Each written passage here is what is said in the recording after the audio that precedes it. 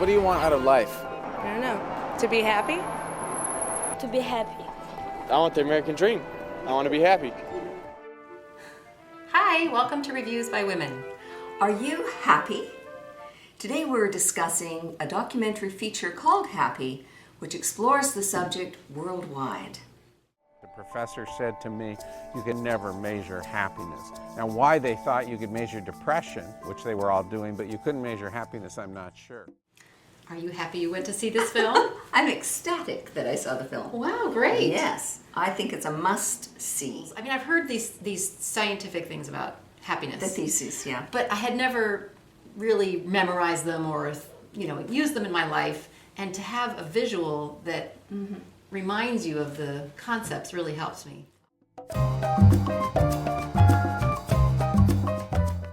The most important thing of the film, I thought, was that they showed scientifically that while we are 50% inclined genetically, we're predisposed to a certain level of happiness, Right. there's a whole 40% that we can change by intentional behavior. Right, it's something you can learn, like a Right. skill.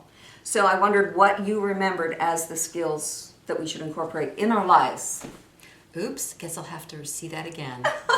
That's why I want to buy this film. I do. Yes. These are things you want to remember and learn I know. and make part of your life.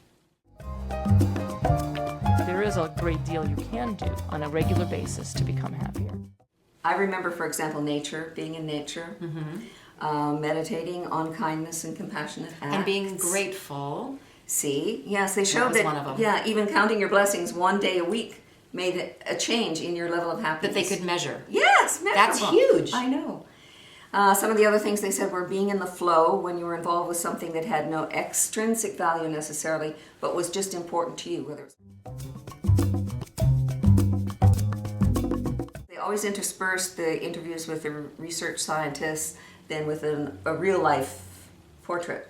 And so the families of, we looked at Okinawa, Bhutan was, I thought, really made you think about it, because they have in their country, they track not only national gross product, but national gross happiness. Very smart. Why not? Hello. I was really entertained by the really elderly people, like 110 years old in Okinawa.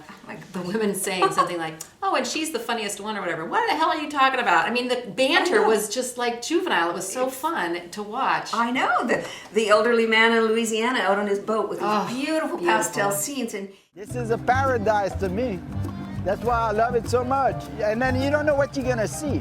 For example, there's the misconception that if you're poor, you can never be happy. So evidently that's not true. So for an example, they went to where there were some people who were very poor and very happy. It's a humbling experience, I think, to sit and watch an interview with a rickshaw driver who drives barefoot, who says that he doesn't mind when the monsoons come because he knows his feet will dry.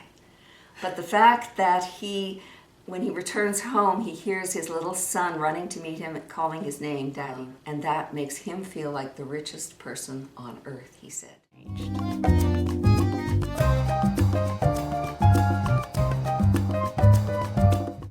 And I like that point, too, that cooperation in itself, they said, was like giving yourself an injection of dopamine. Yes. So this should be really Right, good for working us. together.